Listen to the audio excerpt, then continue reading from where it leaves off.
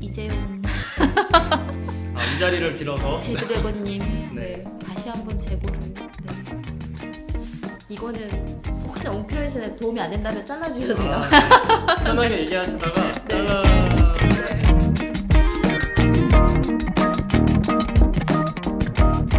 안녕하세요. 새로운 시각 색다른 이야기 옹크리에이션 디렉터 박성조입니다. 네, 스튜디오 오유경의 오유경입니다. 반갑습니다. 반갑습니다. 큰 거 하나 넘었어요. 네. 네, 이게 가장 큰 거 중에 하나라 네. 이제 너무 오랜만이라고 하기도 그런 게 사실 저는 실장님을 많이 뵀었었는데 뭐 그냥 저 혼자만 뵌 거죠. 네. 근데 실장님은 어쨌든 처음 이제 뵙는 거다 보니까 사실 그동안 잘 지내셨는지 먼저 안부를 여쭤보는 게 순서일 것 같네요. 어떻게 지내셨나요? 네, 저를 기억하시는 분들이 많지는 않지만 있다면 아마 프로젝트 런웨이 코리아를 생각하실 것 같은데 그 프로그램이 지나고 이제 계속 서울 컬렉션이라든지 브랜드 활동을 모스카로 지속하고 있다가 사실 제가 어떤 변화에 의해서 스튜디오 오유경이라고 이름을 바꾸고 지금은 스튜디오 베이스, 패브릭 기반의 스튜디오 베이스로 활동하고 있습니다. 생각해보니까 프롬코가 뭐 모르시는 분들도 많으시겠지만 네. 지금은 이제 뭐 하고 있지 않은 프로그램이다 맞아요. 보니까 그때 당시 굉장히 좀 패션 쪽에 종사하고자 하시는 분들한테는 되게 재밌던 프로 중에 하나였었거든요. 그래서 저도 그때 사실 오유경 실장님 처음 봤었던 것 같고 네, 어렸을 때부터 그런 패션에 이런 것들 되게 좋아하셨었어요.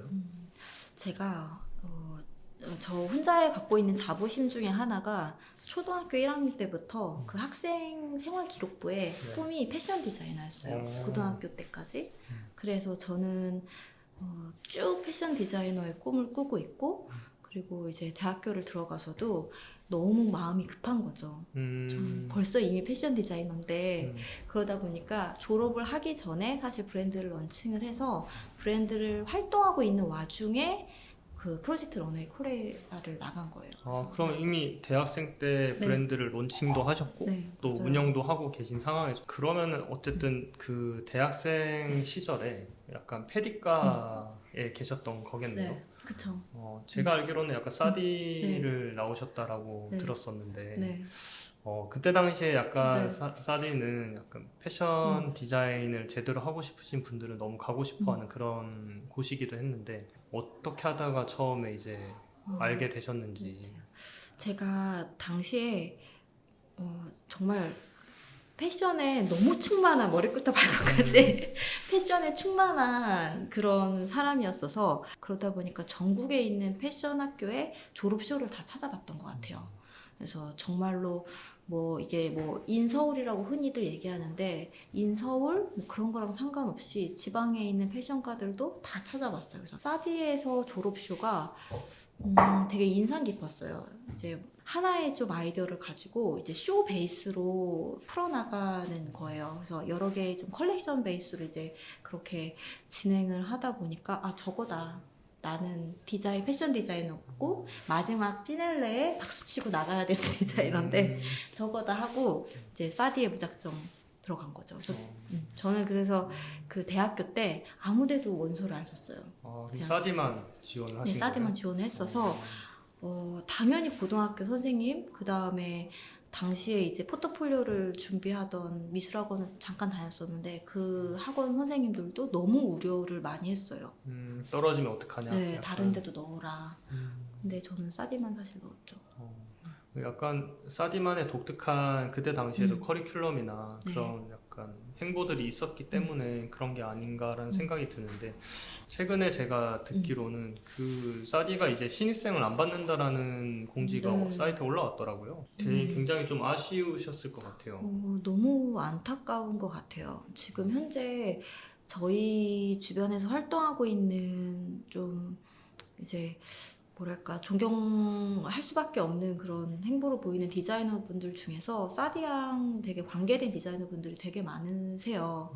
되게 많은 디자이너와 브랜드들이 사디와 관련이 되어 있는데 이제 그런 것들이 뭔가 하나의 좀 역사로 사라지는 건가라는 생각을 했을 때 좀 이어졌으면 좋겠다라는 좀 아쉬운 마음이 아직도 있어요. 그래서 이재용 이 자리를 빌어서 제드래곤님 네. 네, 다시 한번 재고를 네. 음, 이거는 혹시나 옹크레이션에 도움이 안 된다면 잘라주셔도 돼요. 네. 편하게 얘기하시다가 네. 잘라야 네. 되는 부분들이 있어요. 그러면은 네. 프롬콜을 뭐 나가게 된 계기 같은 것도 있으셨어요? 아무래도 저는 그냥 대학교를 아직 졸업하지 않은 그런 학생이 연 브랜드였거든요. 그러니까 브랜드가 커가는 데 있어서 지금처럼 뭐 SNS라든지 이런 게 활발하지가 않았었어요. 그러니까 저를 알릴 수 있는 홍보 채널이 너무 부족하고 그러다 보니까는 좀 어느 순간 한계에 부딪힌다 이런 생각이 들어서 그냥 홍보를 해야 되겠다 이런 마인드로 이제 지켜보는 중 이제 딱 좋은 프로그램이 있었던 거죠. 그래서 이제 나가게 됐어요.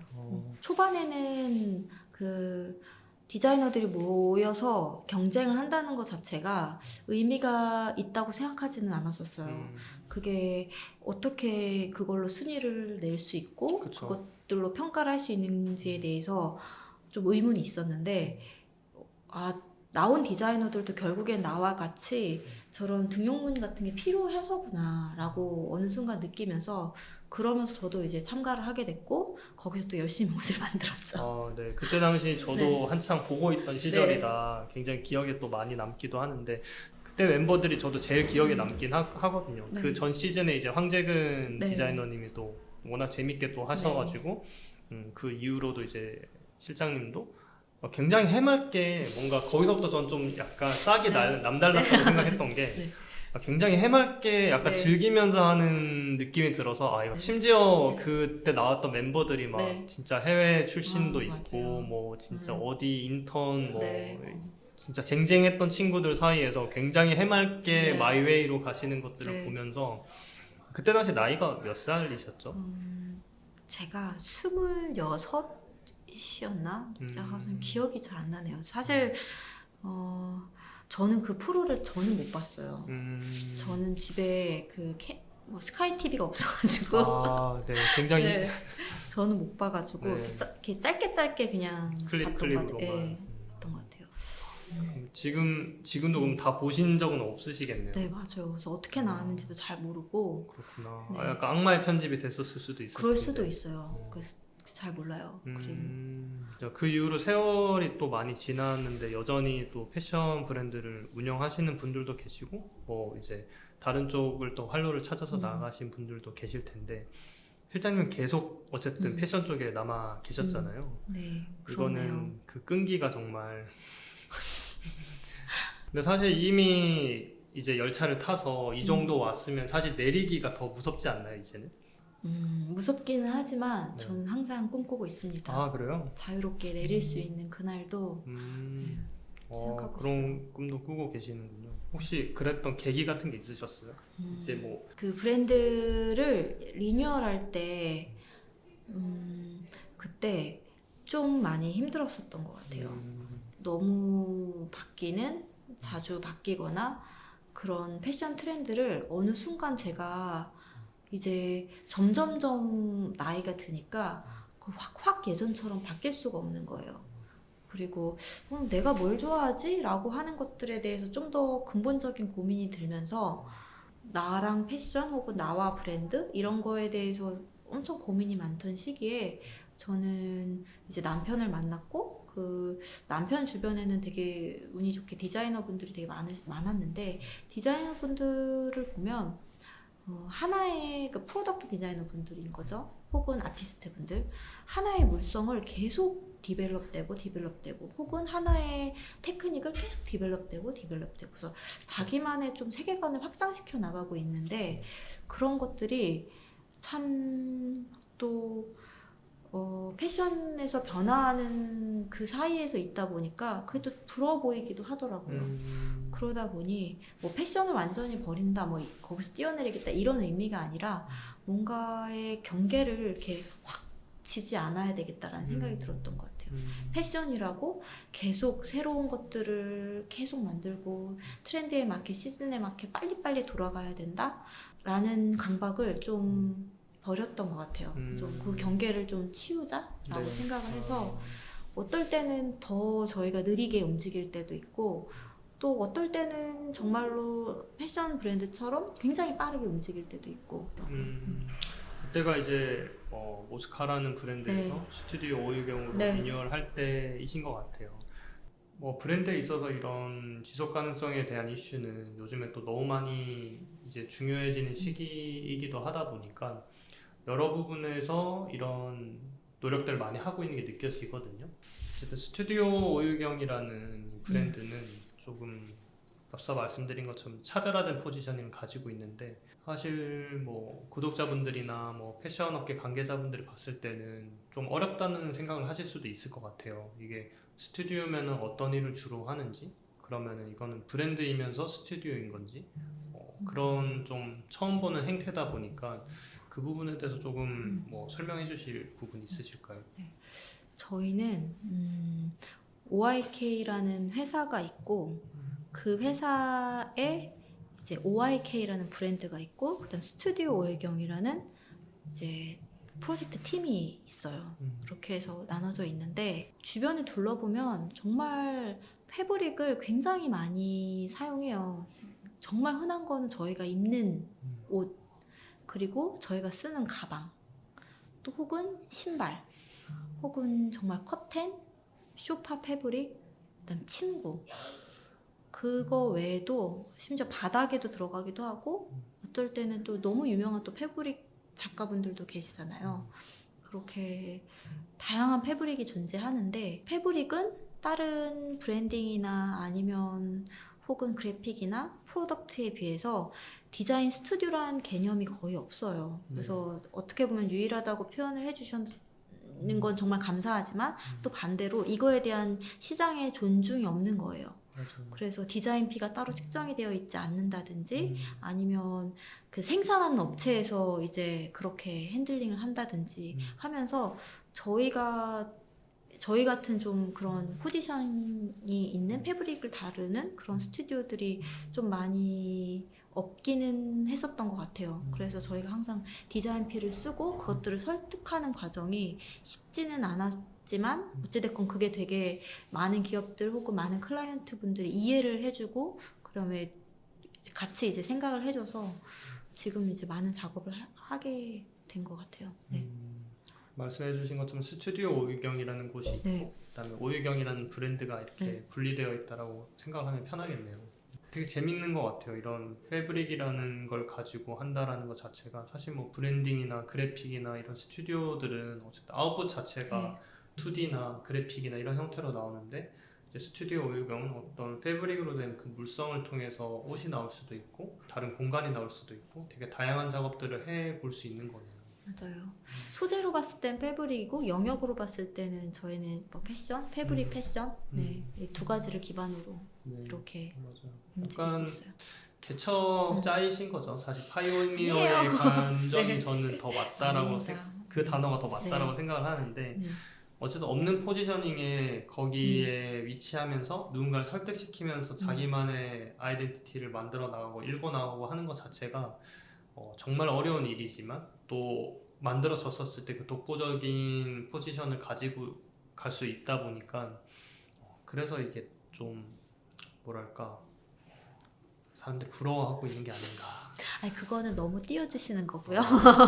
좀 부러워요. 아직 많이 그러니까 남았습니다. 아직 해야 될 게. 네, 정말로. 뭐 아까 잠깐 이야기하다가 넘어갔는데 그 조직적인 부분에 대해서 네. 좀 이야기를 나눠보고 싶었었어요. 어쨌든 지금 팀이라는 형태로 이렇게 움직이고 계시는데 디자인 팀이 계시고 또 기획자 팀이 네. 계시다고 들었었어요. 네. 그래서 사실 상호 보완이 되는 형태로 이렇게 업무들을 해나가고 계실 텐데 사실 이런 조직이라는 곳 자체가 굉장히 의견조율도 많이 해야 되고 더군다나 혼자서 일하는 게 아니라 브랜드들이랑 같이 협업을 할 때가 많잖아요. 그런 부분에서 뭐 장점도 있으실 수도 있고 뭐 이전에 디자이너로서 컬렉션을 전개하셨을 네. 때랑 지금의 이 조직 안에서 이렇게 움직이는 형태랑 되게 여러 가지 새로운 경험일 것 같긴 한데 좀 어떠세요? 일단은 저희가 조직으로 봤을 때 특별한 점 혹은 되게 중요한 포지션을 저희가 생각하는 점은 매니저 포지션이 정말 중요하다고 생각하고 있어요. 그러니까 생각보다 재밌는 생각을 하는 사람 많고 그리고 또 그것들을 잘 디자이너하는 사람들도 많은데 걔를 적절한 시기에 적절하게 어떤 타이밍으로 정리해서 내보내고 또 일이 이루어지게 되는지는 그 매니징의 능력이 너무 중요한 것 같아요. 그러니까 결국에는 제가 막 디자인을 엄청나게 막 잘하거나 엄청나게 뭔가 특별한 사람이어서 잘 됐다기보단 그런 매니징을 잘하려고 되게 노력했었고 저희 회사 안에서는 그 포지셔닝이 또 되게 좀 재미있는 포지션 중에 하나다라고 생각을 하고 있고요. 또 그거와 별개로 패션을 하는 친구들이 되게 많이 이제 패션 디자인 쪽으로만 포커싱이 많겨져 있는데 그게 아니라 이거를 왜 만들고 어떻게 전략적으로 보여지고 그리고 또 마지막까지 어떤 결과물까지도 자기가 생각을 하고 또 넥스트에 어떤 효과를 일으킬 수 있을지까지 생각을 하는 그런 좀 기획자 포지션도 되게 중요하다라고 생각을 하게 되는 것 같아요. 그래서 앞으로의 좀 패션 디자이너들은 단순히 뭔가 디자인을 잘하고 자기의 개성을 뽐내는 것 이상의 플러스 그런 매니징 능력, 기획을 해야 되는 능력 이 두 가지가 필요하지 않을까라고 생각을 하고 있어요. 그러면 또 이 두 가지를 어떻게 자기가 네. 좀 더 디벨롭 시킬 수 있고 그쵸. 할 수 있을지를 고민을 하자면 결국에는 많은 팀들이 어떻게 운영을 하는지를 지켜보는 게 중요한데 다행히 저희는 프로젝트를 할 때 너무 재밌는 건 너무 잘하는 그래픽 팀, 그 다음에 뭐 공간 팀, 인테리어 팀, 그다음 브랜딩 팀 이런 팀들이랑 어쩔 수 없이 그들이랑 접점에 일해서 이렇게 마주쳐서 일할 수밖에 없거든요. 그럼 그들이 갖고 있는 매니징 능력 혹은 기획 능력 같은 것들을 옆에서 되게 지켜보게 되는 거예요. 하지만 제가 패션 브랜드를 하고 그리고 또 패션 회사 혹은 선생님들 밑에서 있었을 때 전혀 지켜보지 못했던 그런 프로세스, 그런 방식들이 이제 눈에 보이거든요. 그런 것들을 좀 익히려면 패션 안에서에 있는 유명한 디자이너, 유명한 브랜드 아는 것도 중요한데 그냥 문화 전반적으로 디자인 씬 안에서 어떠한 그래픽 스튜디오, 어떠한 포토그래퍼, 또 어떠한 채널, 어떠한 매거진들이 다양하게 지금 활동하고 있는지 지켜볼 필요가 분명히 있다라고 생각하고 있어요. 그렇지만 또 자기의 본질도 굉장히 또 그쵸. 잘 해야 되고요. 네.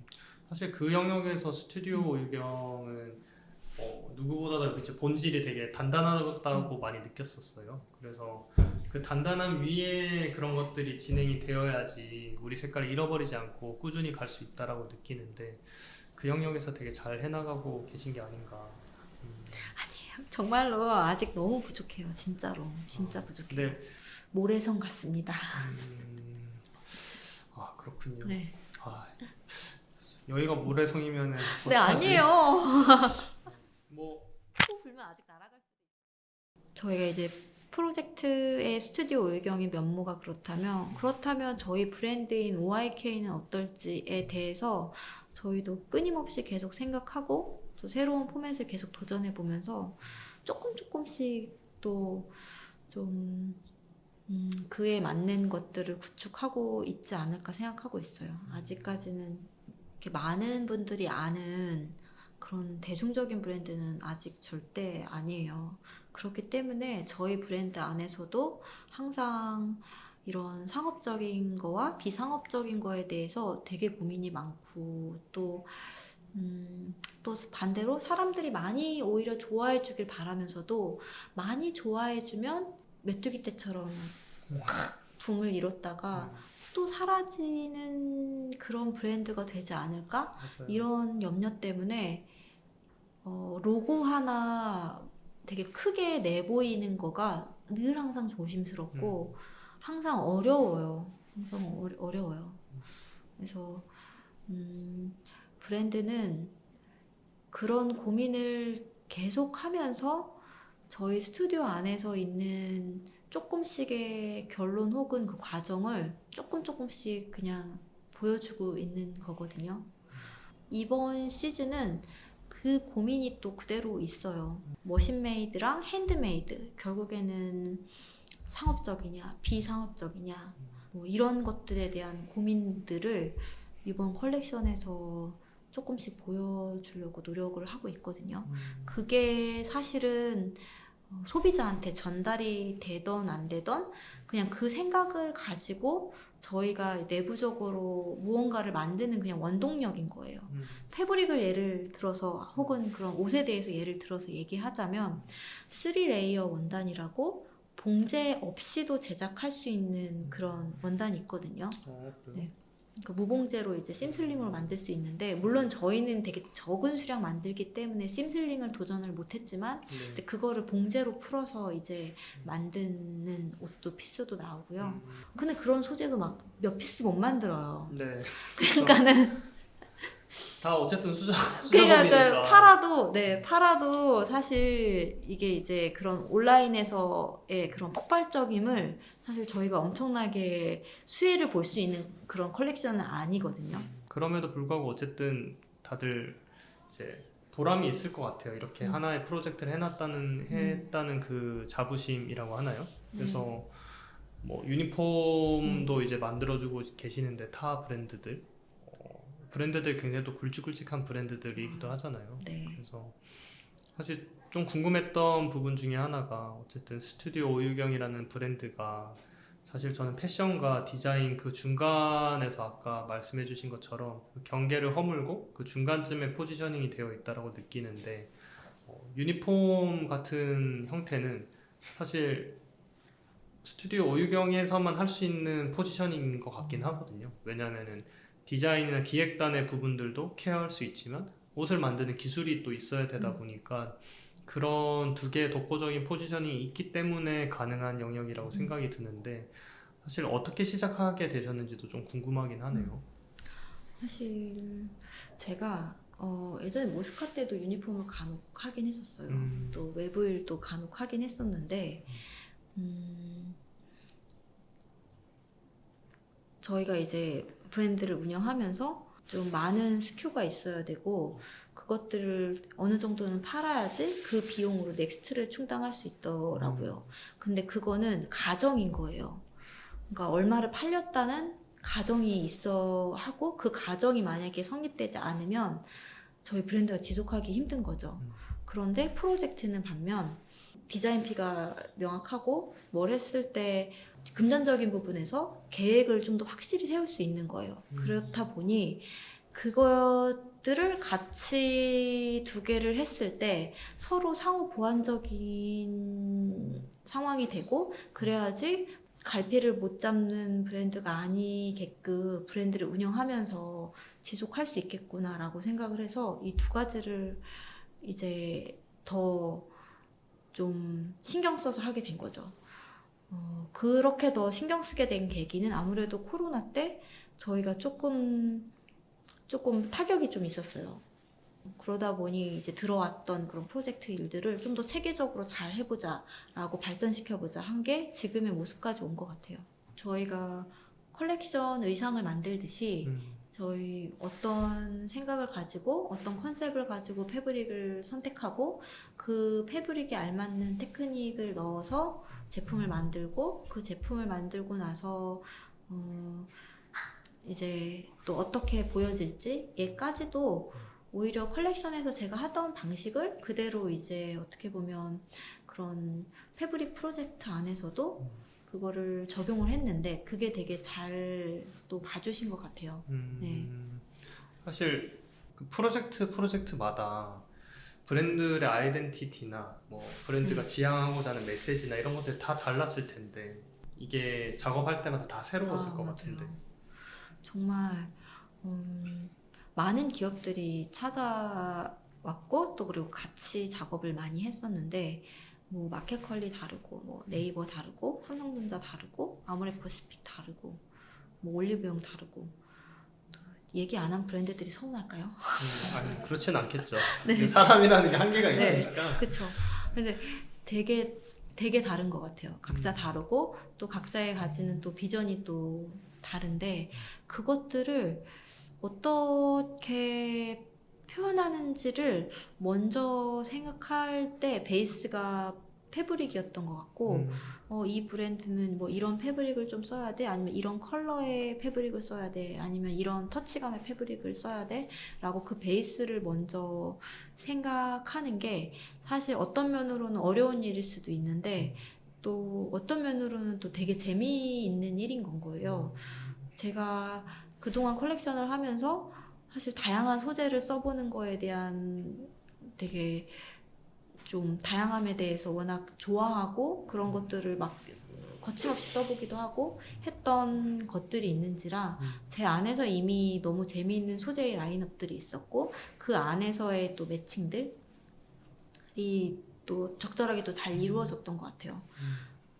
하지만은 저희도 당연히 어려웠던 점이 있었던 건 유니폼이 있고 또 뭐 굿즈가 있고 그다음 패브릭 아트웍이 있고 되게 다양한 패브릭 작업을 했었는데 그거마다의 마지막에 고객이 결국에는 받잖아요. 그렇죠. 네. 그랬을 때 상상하는 지점은 조금씩 차이가 있더라고요. 뭐 예를 들어서 어떤 유니폼은 구김이 너무 안 가야 돼. 또 어떤 유니폼은 뭐 사이즈가 뭐 남자 여자 다 커버할 수 있어야 돼. 또 어떤 굿즈 상품들은 가격대가 어떤 가격대로 꼭 나와야 돼 라고 하는 그 지점들이 조금씩 다 달랐는데 그거를 수집하는데 그걸 데이터화 시키는 데는 조금 시간은 걸렸어요. 이거는 쉽지는 않았던 것 같아요. 네. 뭐 여러 가지 에피소드들도 좀 많았을 것 같긴 하네요. 지금 들어보니까. 네, 맞아요.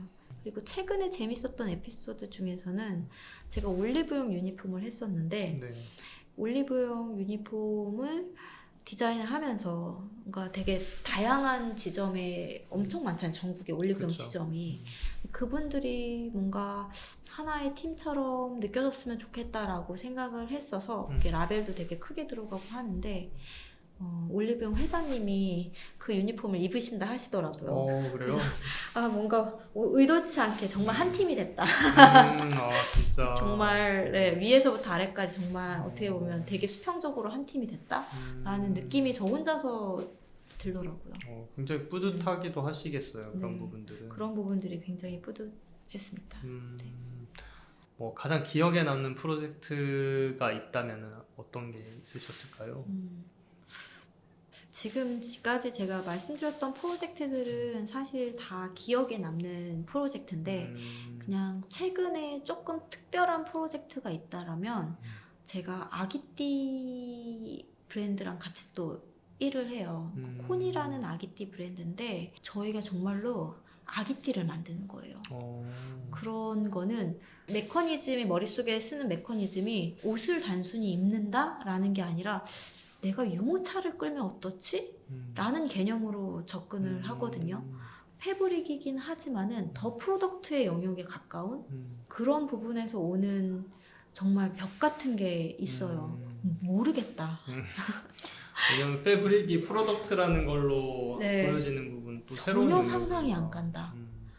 정말 모르겠다라고 생각될 때가 벽이 되게 느껴질 때가 많은데 그거를 어떻게 보면 그 업체랑의 커뮤니케이션과 그 다음에 관찰 혹은 그냥 계속 해보는 거예요. 계속 만들었던 거 해보고 그런 거에 의해서 점점점 좁혀 나가거든요.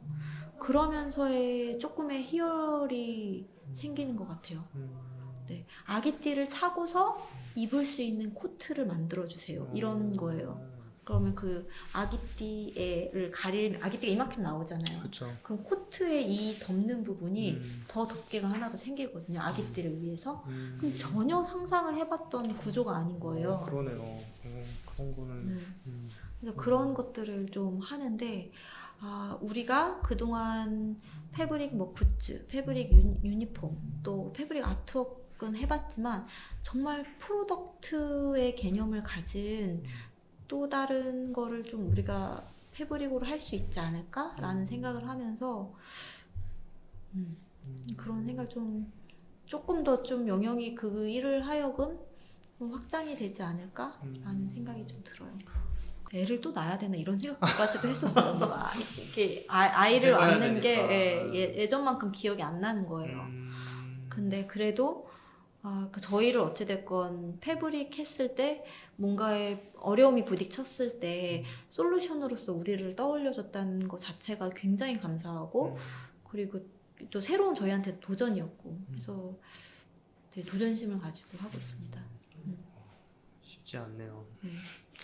약간 이런 유니폼 프로젝트들은 어쨌든 절대적인 시간이 어느 정도 이제 정해져 있을 것 같기도 하고 실제로 브랜드에서 시간이 없다고 막 네, 언제까지 해달라고 막 이렇게 하는 경우도 있을 것 같은데 맞아요. 그런 것들은 어떠세요? 저희도 그래서 사실 모든 프로젝트를 다 받지를 못하고 있어요. 다 못 받을 수 없기도 하고 하지만은 예를 들어서 그게 꼭 필요한 일이다. 이 브랜드나 이 업체에서 이때까지의 솔루션이 정말 필요하다라고 하면은 최대한 맞추려고는 노력해요.